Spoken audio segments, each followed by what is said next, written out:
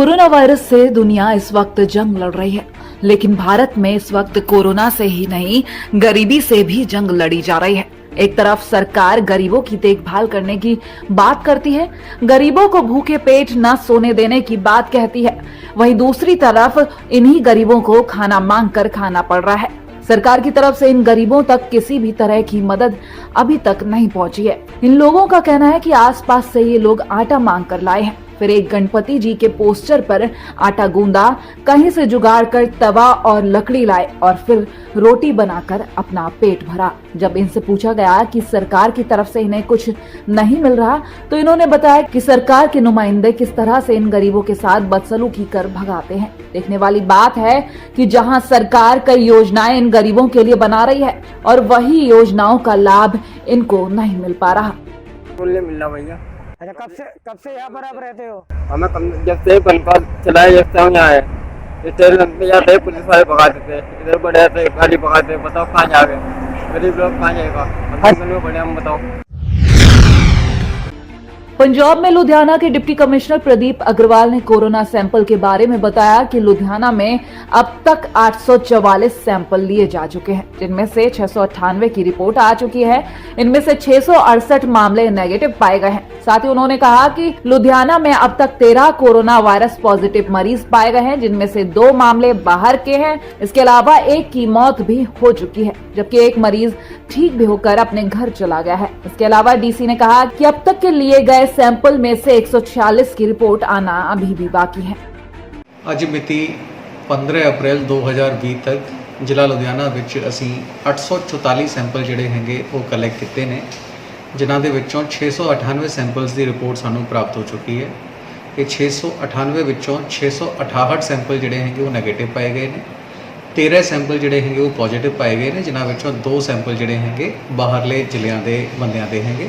17 sample ਜਿਹੜੇ ਸੀਗੇ ਉਹ ਟੈਕਨੀਕਲ ਕਾਰਨ ਕਰਕੇ ਰਿਜੈਕਟ ਹੋ ਗਏ ਸੀਗੇ। ਇਹ 13 ਪੇਸ਼ੈਂਟਾਂ ਵਿੱਚੋਂ ਇੱਕ ਪੇਸ਼ੈਂਟ ਜਿਹੜਾ ਹੈਗਾ ਉਹ ਕਿਉਰ ਹੋ ਕੇ ਆਪਣੇ ਘਰੇ ਜਾ ਚੁੱਕਿਆ। 3 ਪੇਸ਼ੈਂਟ ਜਿਨ੍ਹਾਂ ਵਿੱਚੋਂ ਇੱਕ ਬਾਹਰਲਾ ਪੇਸ਼ੈਂਟ ਹੈਗਾ ਉਹਦੀ ਡੈਥ ਹੋ ਚੁੱਕੀ ਹੈ। 3 ਸੈਂਪਲ ਪੀਜੀਆਈ 'ਚ ਕਲੈਕਟ ਹੋਏ ਸੀਗੇ ਜਿਹੜੇ ਜ਼ਿਲ੍ਹਾ ਲੁਧਿਆਣੇ ਨਾਲ ਸੰਬੰਧਿਤ ਸੀਗੇ, ਉਹ 3 ਸੈਂਪਲ ਵੀ ਜਿਹੜੇ ਹੈਗੇ ਉਹ ਨੈਗੇਟਿਵ ਆਏ ਨੇ। ਹੁਣ 146 ਕੇਸਿਸ ਦੀ ਰਿਪੋਰਟ ਜਿਹੜੀ ਹੈਗੀ ਉਹ ਆਉਣ ਵਾਲੀ ਬਾਕੀ ਹੈ। जिस तरह से कोरोना के आंकड़े बढ़ते जा रहे हैं, लोग अपनी अपनी प्रतिक्रियाएं देते नजर आ रहे हैं। वहीं यूपी के बलिया में सुर्खियों में रहने वाले बीजेपी विधायक सुरेंद्र सिंह ने एक बार फिर विवादित बयान दे दिया है, जिससे वो चर्चा का विषय बन गए हैं। बयान में उन्होंने कहा है कि यहाँ पर पाकिस्तान प्रेमी लोग रहते हैं, ये सभी जो जिहादी आए हुए हैं सभी के सभी कोरोना बम बनकर आए हैं। साथ ही इन जमातियों को यमराज कहते हुए उनको मारने का एकमात्र उपाय बताया। कोरोना की महामारी में सब लोग एक साथ मिल करके हम लोग किए हुए हैं। यहाँ पर सबसे ज़्यादा कोई है तो ये सब जो है पाकिस्तान पर जो जिहादी आए हुए हैं, सब कोरोना बम बन करके, कोरोना बम बन करके आने वाले लोगों को उड़ा देते हैं। जमातियों को, ये जमाती नहीं है पत्रकार, ये सब जमराज है, ये जमराज है सब। इन सबों का जो है, इन सबों को तत्काल जो है सबक सिखाई जाती है। जमराज है सब, ऐसे जमाती नहीं, जमराजों को तुरंत ठोको, तुरंत ठोको, जैसे हो सके बस मारो ठोको। कोरोना के कहर को देखते हुए पीएम के आह्वान पर इस समय देश भर में संपूर्ण लॉकडाउन चल रहा है, जिसके तहत उत्तर प्रदेश के भी 75 जिलों में लॉकडाउन का अनुपालन कराया जा रहा है। इसी के तहत संभल के पुलिस अधीक्षक यमुना प्रसाद चंदौसी पहुंचे और वहां की नवीन मंडी समिति का निरीक्षण किया। साथ ही पूरे नगर के लोगों से सोशल डिस्टेंसिंग का पालन करने के लिए भी कहा और साथ ही पुलिस अधीक्षक ने लोगों से भी अपील की कि वो लॉकडाउन में सोशल डिस्टेंसिंग का ध्यान रखें और हाथों को सैनिटाइज करते रहें, हैंड वॉश करते रहें और मास्क का भी इस्तेमाल करें। हाँ है, अभी क्षेत्र में भ्रमणशील रह करके सभी से अपील की गई है अपने घरों में रहें, अनावश्यक रूप से बाहर मत निकलें। कोई भी सामान खरीदते समय सोशल डिस्टेंसिंग का पालन करें। अपने जो भी आप बैंक से पैसे निकालने जा रहे हैं या सब्जी मंडी में जा रहे हैं या कोई सामान खरीदते जा रहे हैं तो अपने अपने सोशल डिस्टेंसिंग का पालन करें। 3 मीटर की दूरी पर रहें और अनावश्यक रूप से भीड़ मत लगाएं। किसी भी सामान की कमी नहीं है। लगातार क्षेत्र में भ्रमणशील रह करके हम लोग इंश्योर करा रहे हैं कि सभी लोग इसको अनुपालन करें। कोरोना महामारी बढ़ती ही जा रही है। इस महामारी से संक्रमित मरीजों की संख्या लगातार बढ़ रही है, जिसको रोकने के लिए संपूर्ण भारत में लॉकडाउन 2 भी लागू कर दिया गया है।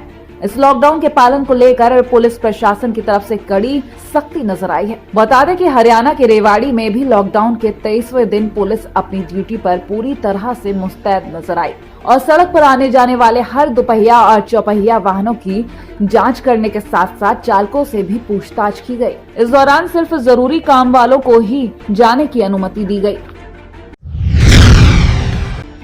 यूपी के कासगंज में जमीनी विवाद को लेकर महिला को एक दिव्यांग ने गोली मार दी और मौके से फरार हो गया। बता दें कि महिला को युवक ने 3 गोलियां मारी थी, जिसका वीडियो भी सोशल मीडिया पर वायरल हो रहा है।